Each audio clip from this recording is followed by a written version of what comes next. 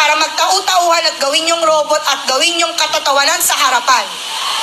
Pangalawa, hindi ako nag-board exam para lang hindi irespeto ng mga katulad yung wala pa namang nararating sa buhay. Ang kakapal ng mga mukha nyo.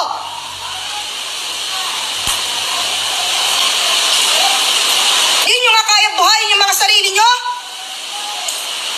Hindi kayo marunong rumispeto?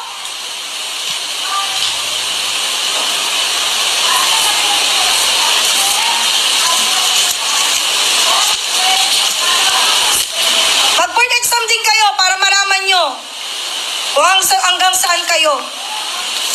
Baka hindi pa nga kayo pumasa eh. Sa ugali nyong ganyan. Hindi na nga kayo matalino eh. Sama pa ng ugali. Wala kayong mararating.